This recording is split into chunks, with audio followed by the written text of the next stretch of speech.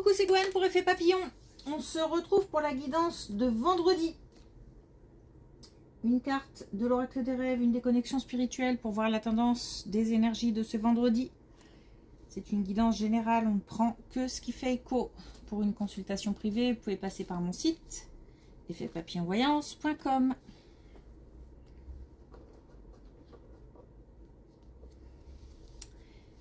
Mettre de côté la mauvaise humeur. Alors, la nôtre, celle des autres, je pense qu'il ne faut pas se laisser atteindre par...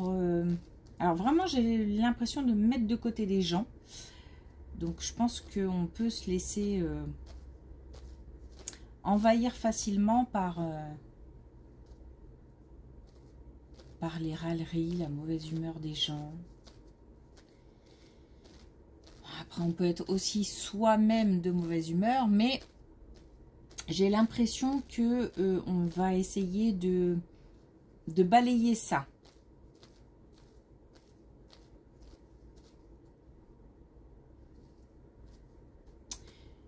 J'écarte des gens. Alors, il y a de l'énergie aussi, mais attention parce que il y a de la fatigue aussi. Donc, ça peut être une énergie...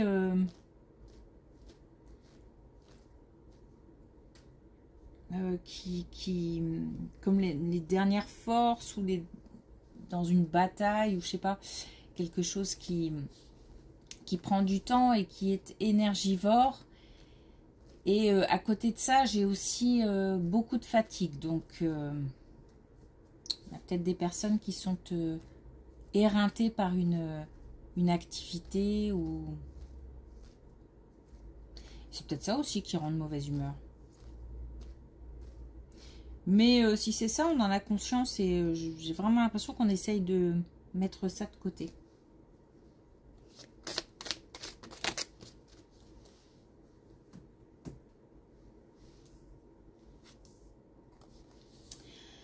Alors, on a l'évasion. Une vie sépare ce que l'on croit voir de loin et ce que l'on découvre en s'approchant. Donc, il faut peut-être focaliser sur des détails.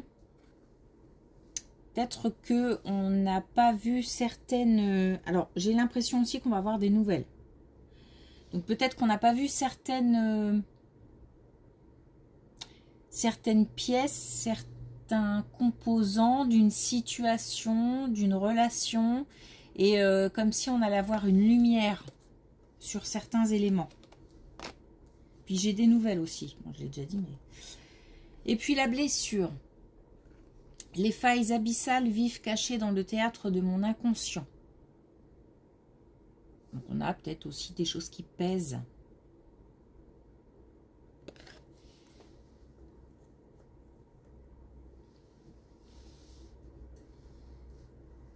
Chose peut-être aussi à évacuer. Où on vit peut-être encore... harcelé par un passé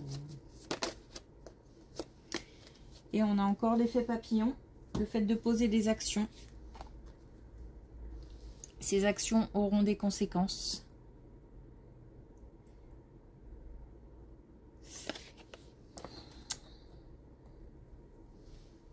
Pas se laisser envahir par des émotions contrariantes, hein, ça me paraît important. Ne pas se laisser envahir par même les émotions contrariantes des autres.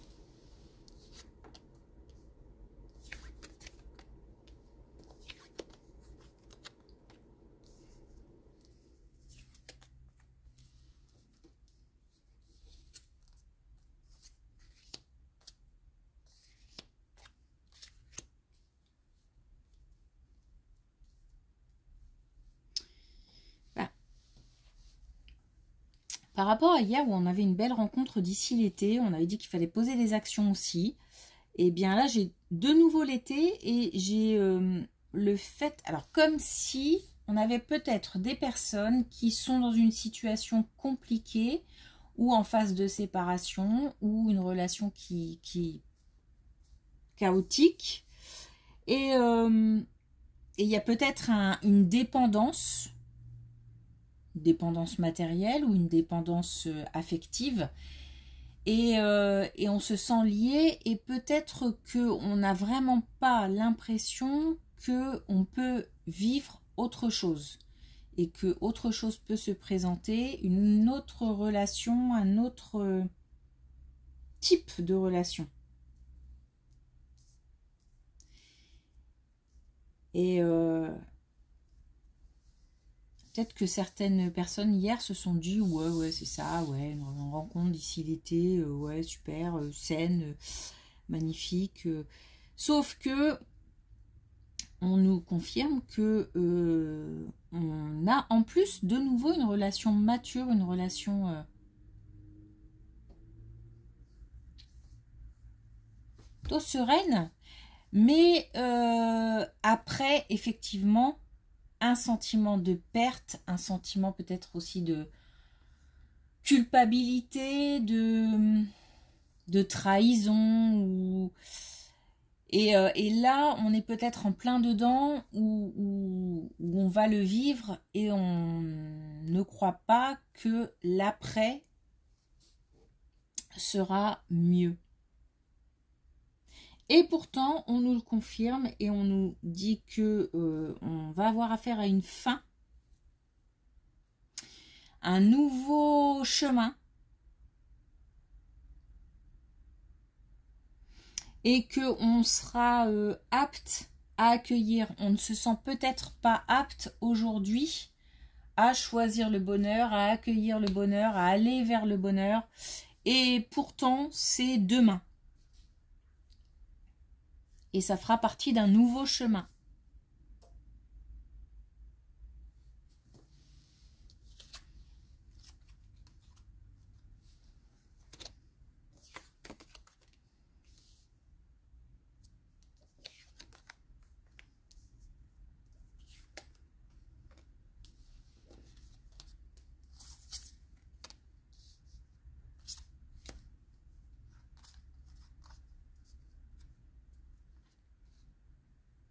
Alors là, autre chose, on nous confirme, enfin on nous confirme.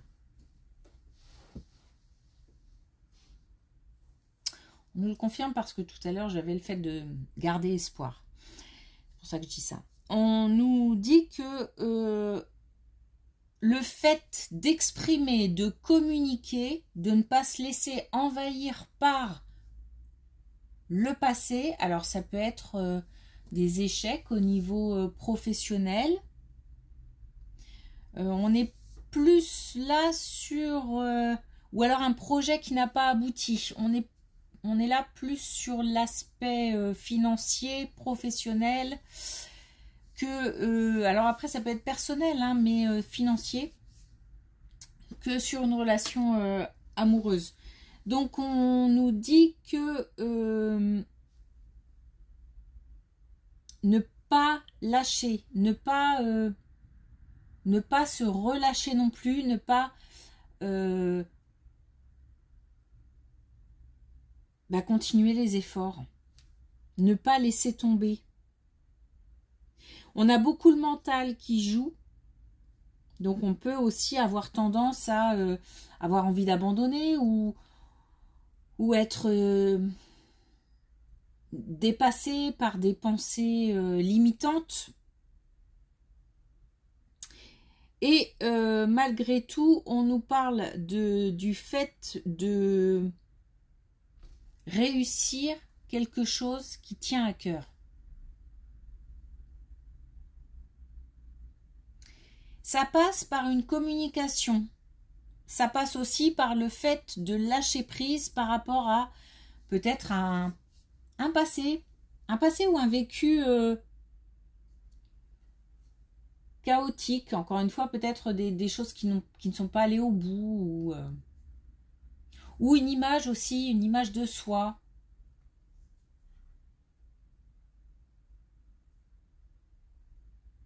Donc, ne rien lâcher. Continuez les efforts.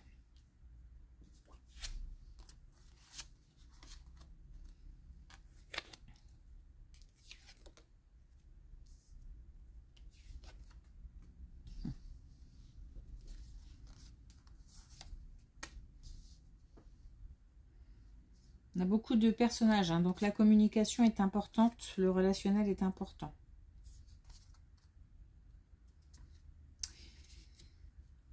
On nous parle encore d'acceptation du bonheur, mais là on est sur autre chose, puisque là on nous parle d'un couple. Attention à de la colère qui pourrait émerger au sein d'un couple. Un couple installé, hein. Il y a quelque chose qui couve. Alors, c'est pas forcément un membre du couple qui serait en colère contre un autre membre, contre l'autre, mais ça se peut, mais il se peut aussi que la personne soit boue par rapport à son travail, boue par rapport à une activité financière, à quelque chose qui le tracasse, avec peut-être des personnes avec qui ça ne se passe pas bien, où on n'est pas compris, et peut-être qu'il s'agit de repérer cet état parce que ça pourrait rejaillir sur le couple alors que ça n'a pas lieu, par exemple. Un mot de travers, un mot mal compris, et puis voilà, ça explose alors que à la base, le problème est ailleurs. Donc on nous demande, c'est comme si on nous demandait de repérer. On nous parle plus là d'énergie masculine, hein. On a deux fois des énergies masculines, mais encore une fois, on peut être femme avec une énergie masculine assez prononcée. Et c'est comme si on nous disait que le fait de repérer, le fait d'anticiper, ça permet soi-même d'abord de faire attention peut-être un peu plus à la communication, à ne pas heurter, ne pas blesser, parce que peut-être que l'autre aussi est fatigué et que voilà, on essaye de se protéger, de se préserver, et on préserve aussi l'autre, et on protège l'autre. Donc on se dit que si l'autre est à fleur de peau, on va peut-être pas, on va peut-être faire attention, un peu plus attention. Et on nous dit aussi qu'on peut en parler, c'est-à-dire qu'on peut essayer d'engager la conversation par rapport à des signes, des signaux qu'on a repérés, et peut-être en parler, engager une conversation en disant que bah voilà, j'ai l'impression que t'es pas top, qu'est-ce qui se passe, et voir un petit peu ce que ça donne. L'idée, c'est de désamorcer. Ou alors que la colère soit exprimée, mais avec des mots, en parlant de la situation, pour justement faire redescendre. Parce que j'ai vraiment l'idée d'une protection dans le couple. C'est pour ça que j'ai pas l'impression que ce soit une colère dirigée contre l'autre dans le couple. Et ça se peut si on laisse la situation dégénérer. Il y a un lien fort.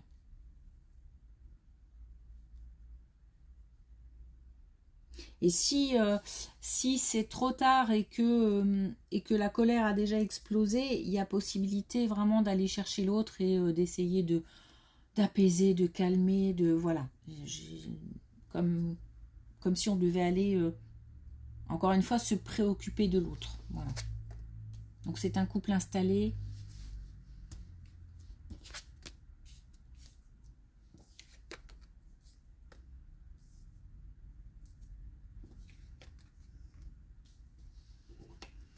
Alors justement, il y a quelque chose qui ne va pas au travail. Alors est-ce que ça peut concerner, hein, parce que là on a aussi travail, ça peut concerner cette colonne.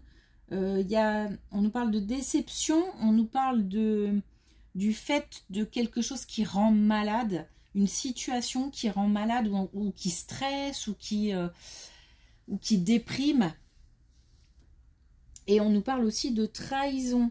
Donc, on a quelque chose, puis on parle d'anomalie, donc il y a quelque chose qui ne va pas au niveau d'une situation professionnelle, qu'on soit en couple ou pas, hein. Après, ça peut être aussi complètement autre chose. Alors, j'ai l'impression que pour l'instant, la situation est bloquée. J'ai l'impression que on ne peut pas... on peut exprimer, on peut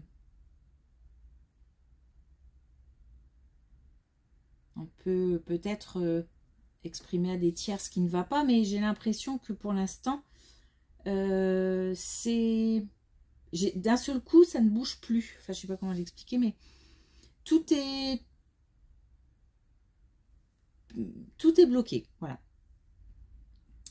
On nous parle de garder espoir, hein, du fait de garder espoir. Bah, c'était peut-être un petit peu ça aussi tout à l'heure où on nous disait que par rapport à une situation d'échec où il fallait garder espoir. Donc on ressent peut-être un blocage, quelque chose qui n'avance pas, le fait d'être peut-être dans une situation... En fait, j'ai l'impression d'être sous cloche, qu'il y a une situation sous cloche, quelque chose qui... Et puis c'est figé. Et pour l'instant, c'est comme ça. C'est comme si on nous disait qu'il fallait laisser du temps.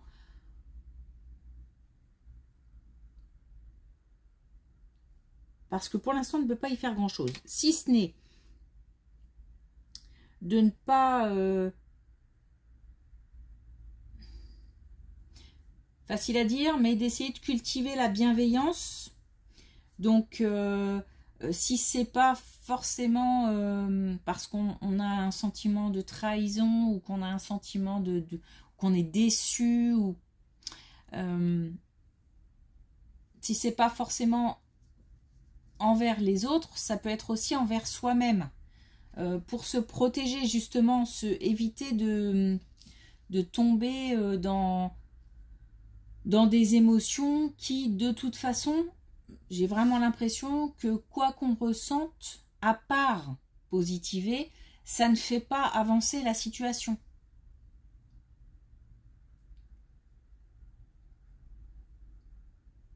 Donc là, pour l'instant, on a quelque chose qui est sous cloche.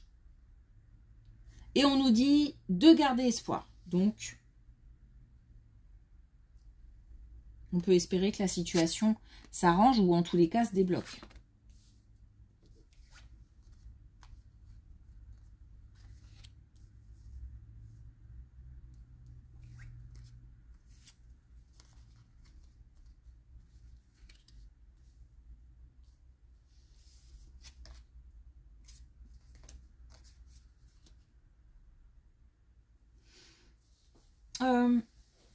Une situation administrative, j'ai l'impression que c'est lié à la famille.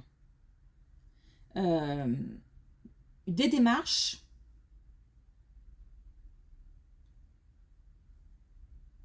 des papiers, des contacts avec des administrations.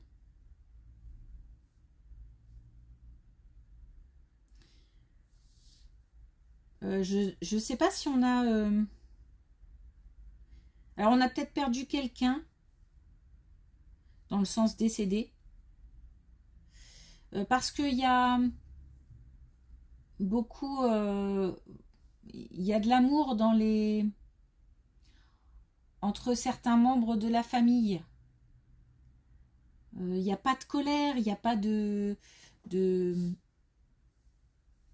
sentiments comme ça. C'est plus... Alors peut-être qu'on gère. On gère une situation en rapport avec la perte, le décès de quelqu'un. Alors ça peut être la famille, ça peut être un entourage proche.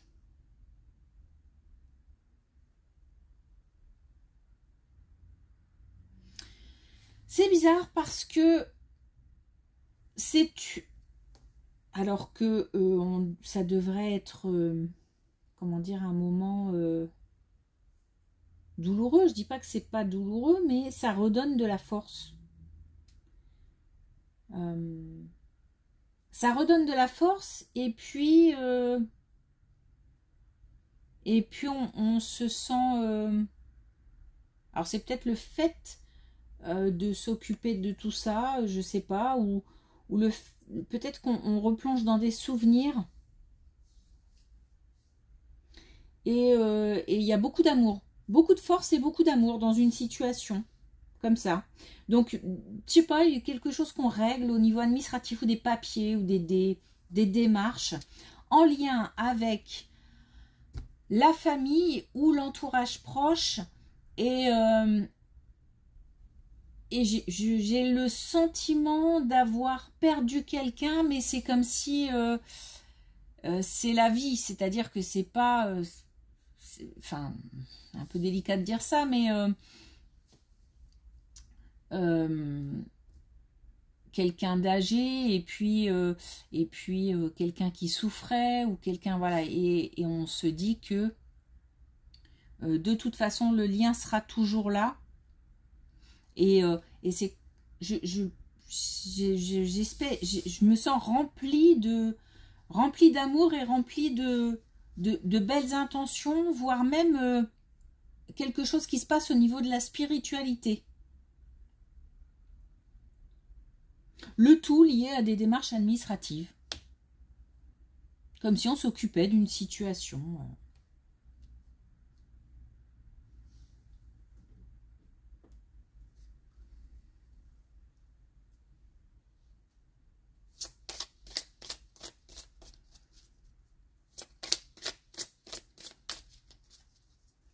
Ça me redonne du courage en fait.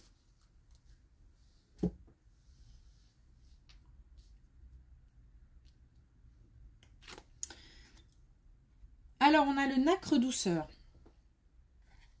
À l'intérieur de mes aspérités et de mes écailles est cultivée ma perle. Donc, on a peut-être aussi une... entre ce qu'on ressent et l'image qu'on donne,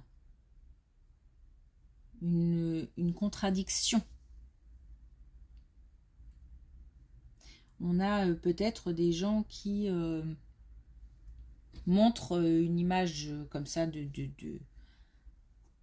guerrier, de voilà, et puis il y a des failles qui sont importantes, et les gens autour ne s'en rendent pas compte. Et ça peut faire souffrir, hein, à un moment ou à un autre.